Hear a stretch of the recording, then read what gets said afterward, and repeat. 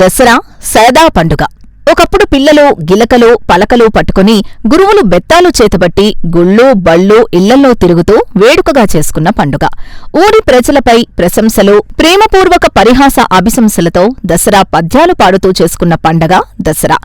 ఏదయా మీదయా మామీద లేదు, అయ్యవారికి చాలు 5 వరహాలు, పిల్లవాళ్లకు చాలు పప్పు బెల్లాలు అంటూ దయగొల్పే రీతిలో పావలా ఇస్తే పట్టేది లేదు, అర్ధరూపాయిస్తే అంటేది లేదు, ముప్పావలా ఇస్తే ముట్టేది లేదు, హెచ్చు రూపాయిస్తే పుచ్చుకుంటాము అంటూ చిన్నారి పొన్నారి పిల్ల విద్యార్థులు దసరా పద్యాలు పాడుతుంటే గ్రామస్తులు పులకించిపోయి పైసలు పప్పు బెల్లాలు ఇచ్చేవారు.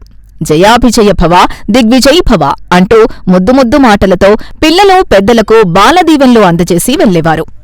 ఇప్పుడు డ్రోన్లు, క్రేన్లు, కార్నివాళ్లు, మ్యూజిక్ బ్యాండ్లు, క్రీడా జోన్లు, దాండియా డాన్స్లు, స్విమ్మింగ్ క్రీడలు, గ్యాస్ ఎయిర్ బెలూన్లు, హెలికాప్టర్ రైడ్లు ఇలా ఎన్నెన్నో రీతుల్లో దసరా వేడుకలు.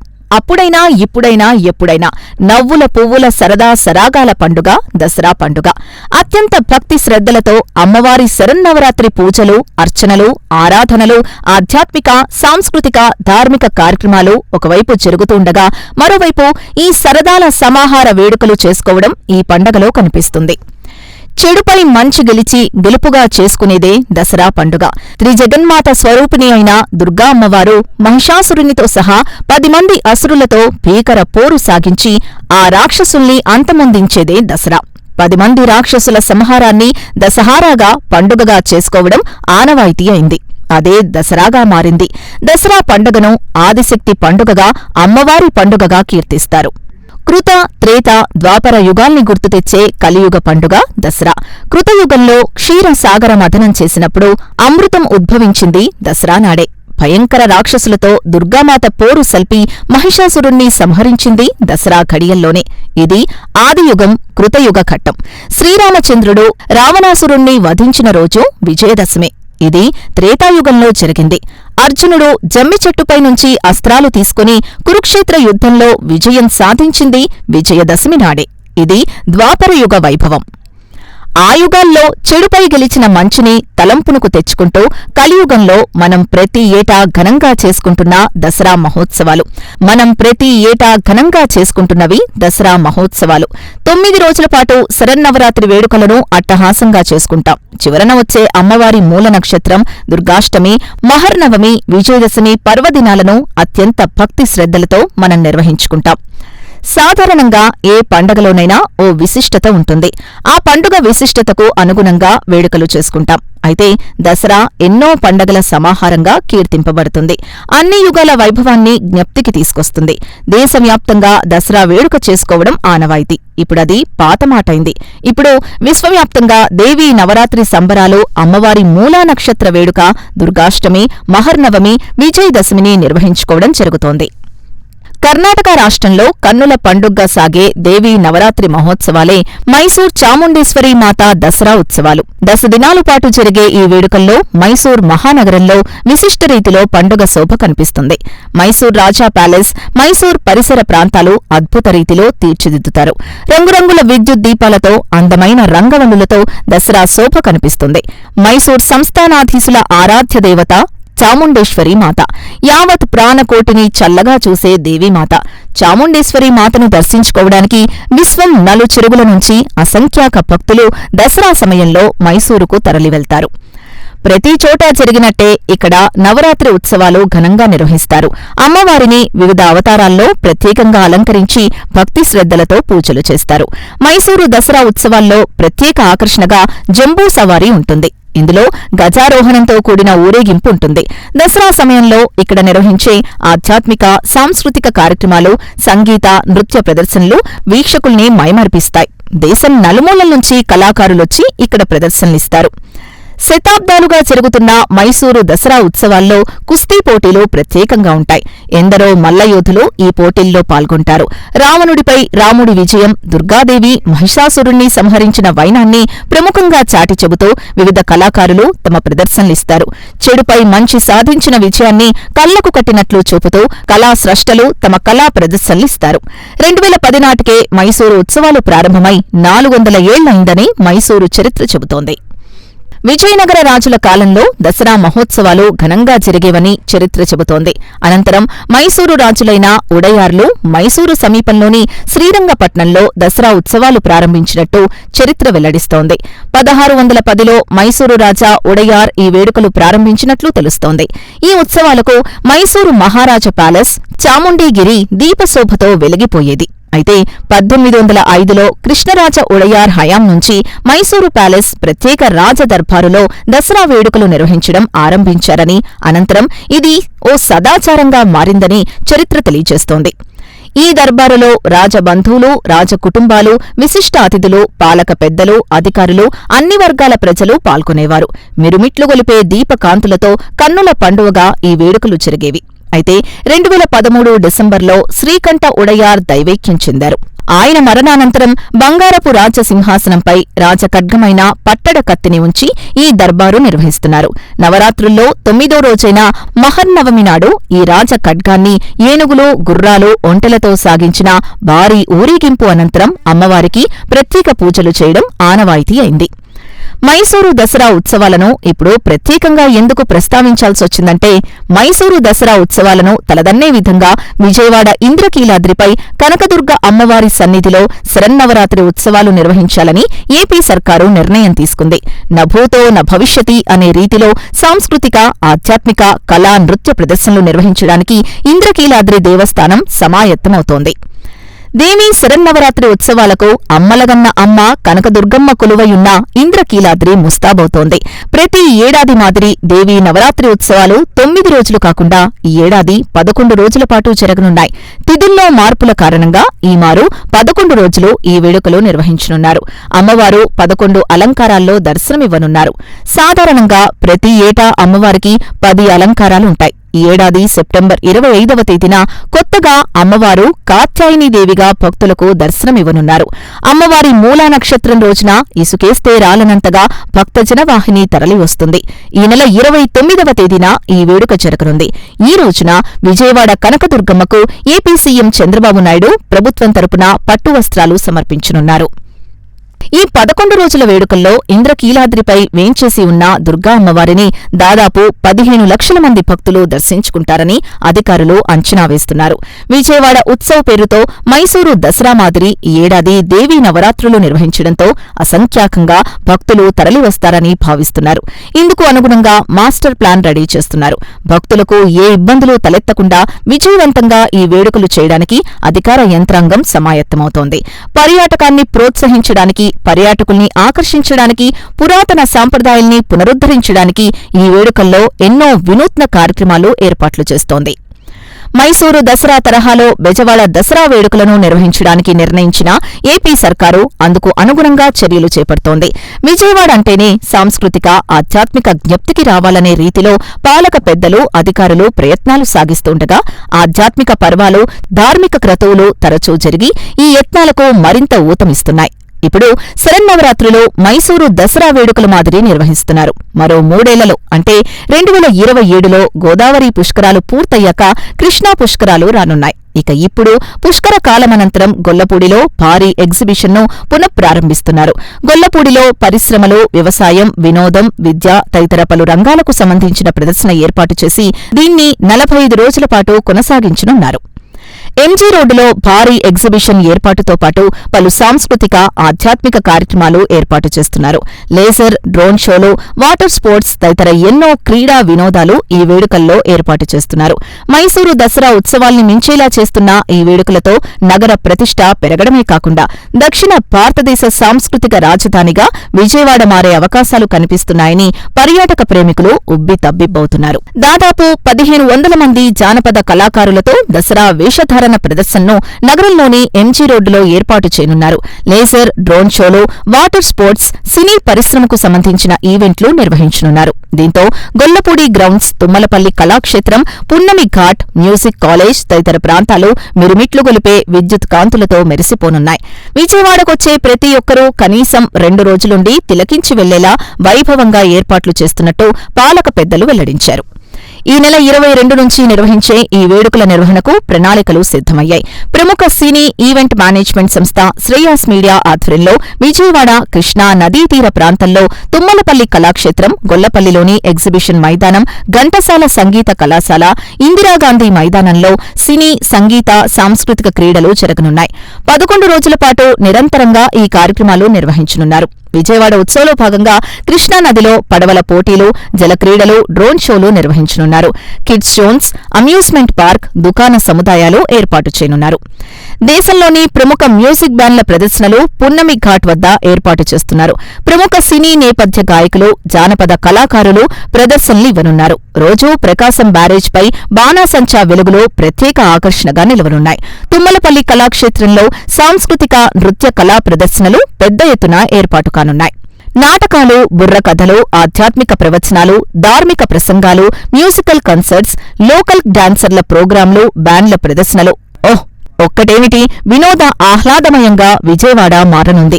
Helicopter ride, gas air balloons లో నింగిలోకి వెళ్లే అనుభూతిని విజయవాడ వాసులు, పర్యాటకులకు కలగజేస్తున్నారు. విజయవాడ కనకదుర్గ అమ్మవారి దసరా ఉత్సవాలు అంగరంగ వైభవంగా నిర్వహించడానికి అన్ని ఏర్పాట్లు చేశామని ఎన్టీఆర్ జిల్లా కలెక్టర్ జి. లక్ష్మీసా తెలిపారు. ఏ లోటుపాట్లు లేకుండా సమర్థవంతంగా వేడుకల్ని నిర్వహిస్తామని తెలిపారు. ఆర్టిఫిషియల్ ఇంటెలిజెన్స్, ఏఐ టెక్నాలజీని ఉపయోగించనున్నట్లు చెప్పారు. కాగా విజయదశమి ఉత్సవాల సందర్భంగా ఏర్పాటు చేసే దుర్గాదేవి మండపాలకు ఉచితంగా విద్యుత్ ఇవ్వాలని ఇప్పటికే ప్రభుత్వం నిర్ణయించింది. వయోభేదాలు చూడకుండా కళాతృష్ణ ఉన్న అన్ని వయసుల వారు సాంస్కృతిక, ఆధ్యాత్మిక కార్యక్రమాల్లో భాగస్వామ్యం చేసే చర్యలు చేపట్టారు.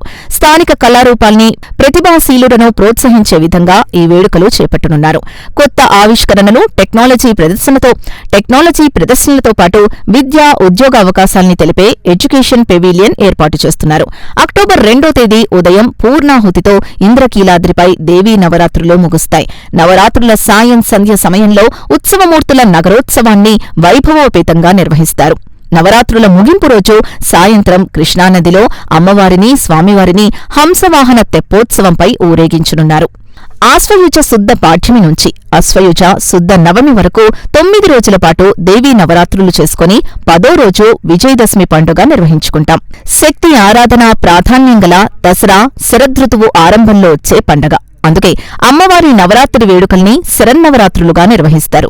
తొలి 3 రోజులు పార్వతీదేవికి, తరువాత 3 రోజులు లక్ష్మీదేవికి పూజలు చేయగా చివరి 3 రోజులు సరస్వతీదేవికి పూజలు నిర్వహిస్తారు. ముఖ్యంగా శాక్తేయులు దీన్ని ఆచరిస్తారు.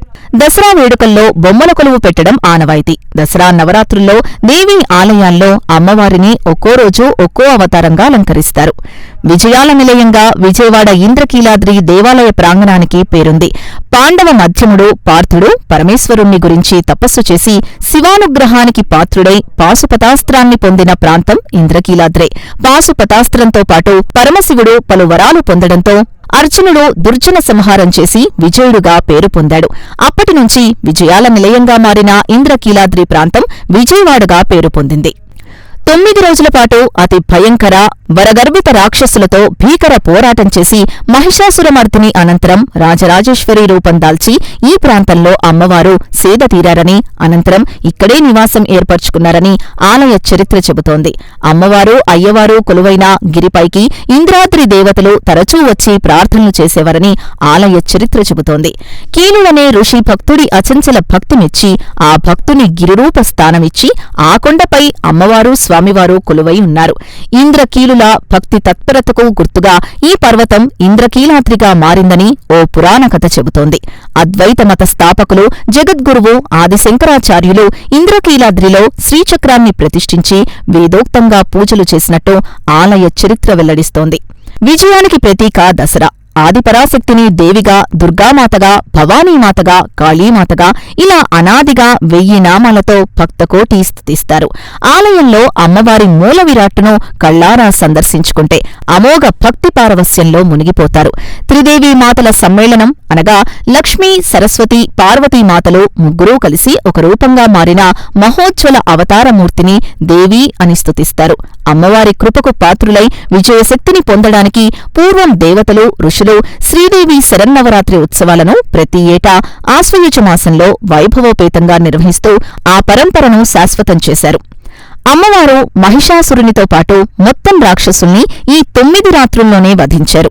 రాక్షసుల బలం, మాయా రాత్రివేళల్లోనే ఉంటుంది. కాబట్టి అమ్మవారు కూడా రాత్రివేళలోనే వారితో యుద్ధం చేసి 10వ నాటి ఉదయానికి సర్వ రాక్షస వధను ముగించుకొని అఖండ విజయాన్ని సాధించిన ఆశ్వయుజ దశమి దినం మహోన్నత విజయదశమి పర్వదినమైంది. ఈ విధంగా చెడుపై విజయమే విజయదశమిగా ప్రాశస్త్యాన్ని పొందింది. అర్జునుణ్ణి, శ్రీకృష్ణుణ్ణి నరనారాయణులు కీర్తిస్తారు. ఎత్ర యోగీశ్వరః కృష్ణః అనే గీతా శ్లోకం కృష్ణుడు, అర్జునుడు ఎక్కడ ఉంటారో విజయం అక్కడ ఉంటుందని వివరిస్తోంది. శ్రీకృష్ణుడు సాక్షాత్ శ్రీమన్నారాయణుడు, భగవంతుడు. మరి పార్థుడికి అంత కీర్తి ఏంటి అంటే అది పరమేశ్వరుడు ప్రసాదించిందే అని పురాణ గ్రంథాలు చెబుతున్నాయి. ఆధ్యాత్మిక గురువులు వెల్లడిస్తున్నారు. పార్థుడు శత్రు సంహారం చేసి విజయుడుగా పేరు పొందేందుకు పరమేశ్వరుడు పాశుపతాస్త్రం ప్రసాదించాడు.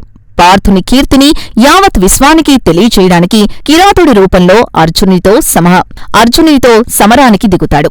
కిరీటార్జునీయం ఘట్టం తర్వాత పార్థుడు పరమేశ్వరునితోనే తలపడి మహావీరుడిగా పేరు పొందినట్టు తెలుస్తోంది. ప్రతి 10 ఏళ్లకొకసారి తిథి వృద్ధి చెందుతుంది.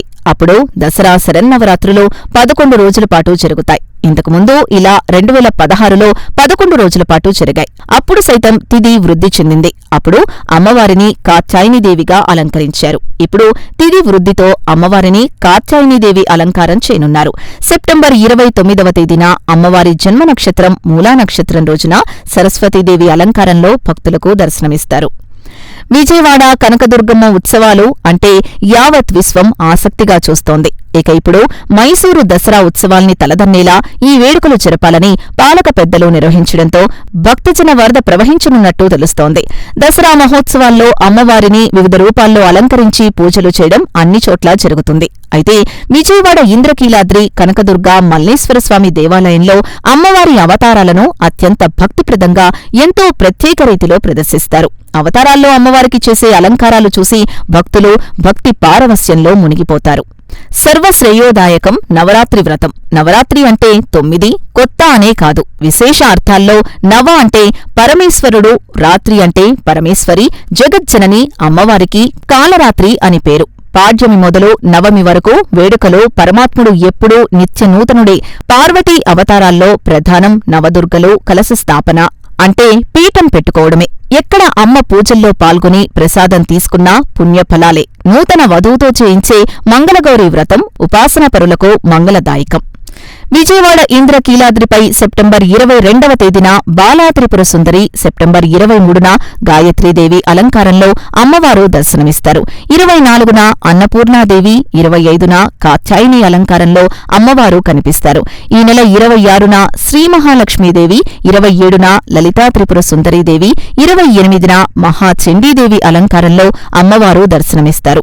29న మూలా నక్షత్రం రోజున సరస్వతి అలంకారంలో దర్శనమిస్తారు.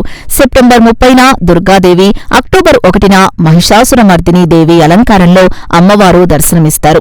అక్టోబర్ 2 విజయదశమి నాడు రాజరాజేశ్వరీదేవి అలంకారంలో దర్శనమిస్తారు.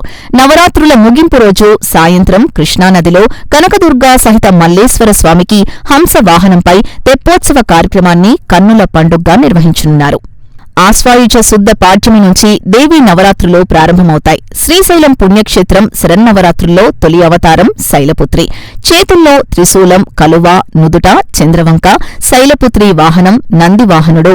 శైలపుత్రి అవతారంలో అమ్మ మహిమలు అపారం. నవరాత్రుల్లో రోజూ కుమారీ పూజ, సువాసిని పూజ ఉంటుంది. 9 ఏళ్ల వరకు వయసున్నవారు కుమారీలు అమ్మ చీరల ధారణ, ప్రసాదాలకు ప్రామాణికం లేదు. చండీపారాయణం, లలితా సహస్రపఠనం ఉత్తమోత్తమం. అలా కుదరనివారు కనీసం లలితా సహస్రపఠనం. అమ్మవారు రాత్రి దేవత. కాలరాత్రి, రాత్రి దేవతార్చనకు విశేష ఫలం. రెండో రోజు బ్రహ్మచారిణి అలంకారం. బ్రహ్మచారిణి అవతారం తపస్సుకు ప్రతీక. బ్రహ్మచారిణి చేతుల్లో కమండలం, తులసీమాల, సకల సౌభాగ్యదాయినిగా పూజలు. లలితా సహస్రనామం చదవడం ఉత్తమం. కుమారి, విశిష్ట కుమారీ పూజలకు విశేష ఫలం. దేవీ నవరాత్రులకు తిథి ప్రాధాన్యం. పాడ్యమి నుంచి పౌర్ణమి వరకు విశిష్ట కుమారీ పూజ. ఏ కారణాల వల్లైనా వ్రతం ఆగితే, వ్రతభంగం జరిగినా అనర్థాలుండవు. ఆశ్వయుజ మాసమంతా చేసుకోవచ్చు. 7 జన్మల పాపాలు తొలగిపోతాయి. మూడో అవతారం చంద్రఘంట. చంద్రగంట అలంకారం అన్నపూర్ణాదేవి, శిరస్సున అర్ధచంద్రుడు, ఘంటరూపం సింహవాహిని ఆవాహనతో దర్శనం. బంగారు దేహం, 10 హస్తాలు, ప్రసన్నవదనం, కొబ్బరి అన్నం, కొబ్బరి పాయసం, నివేదన ప్రసాదంతో మంచి ఫలితం. ప్రసాదం తయారు చేసినా, పంచినా, స్వీకరించినా పుణ్యఫలం.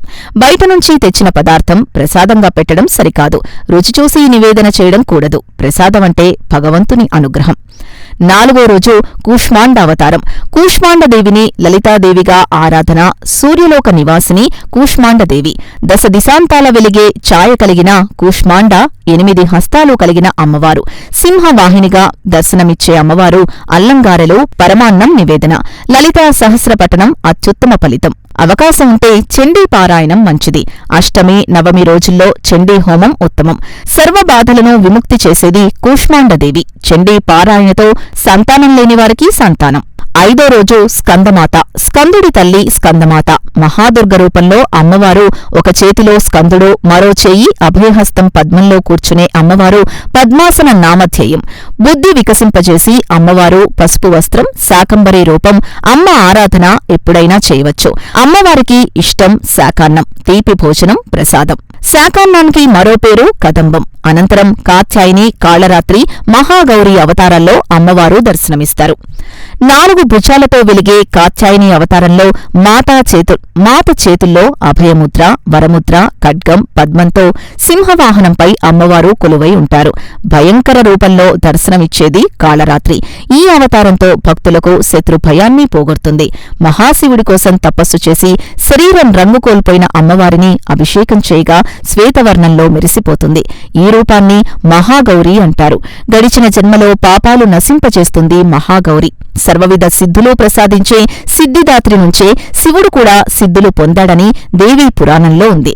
ఈ రూపాన్ని దర్శించుకుంటే సకల సిద్ధులు సిద్ధిస్తాయని భక్తుల నమ్మకం. అమ్మవారి విజయదశమి విజయోత్సవాల స్ఫూర్తితో రావణ, కుంభకర్ణాది రాక్షసుల్ని శ్రీరాముడు సంహరించాడని త్రేతాయుగ వైభవం చెబుతోంది. దుష్ట దుర్యోధననాథుల్ని పాండవులు కురుక్షేత్ర యుద్ధంలో అవలీలగా ఓడించి ధర్మయుద్ధంలో హతమార్చి తమ రాజ్యాన్ని తాము పొందడానికి విజయదశమి నాటి దేవీ ఆరాధనే కారణమని ద్వాపర మహాభారతం చెబుతోంది. దీంతో విజయదశమి విజయాలు చేకూర్చే పండగ్గా ప్రజలు విశ్వసిస్తూ ఈ పండగను ఉభయ తెలుగు రాష్ట్రాల ప్రజలతో పాటు యావత్ దేశ ప్రజలు ఆనందోత్సాహాలతో చేసుకుంటున్నారు. తెలంగాణ రాష్ట్ర ప్రజలు ఆశ్వయుజంలో ఏకకాలంలో 2 పెద్ద పండగ వేడుకల్ని 9 రోజుల పాటు చేసుకుంటారు.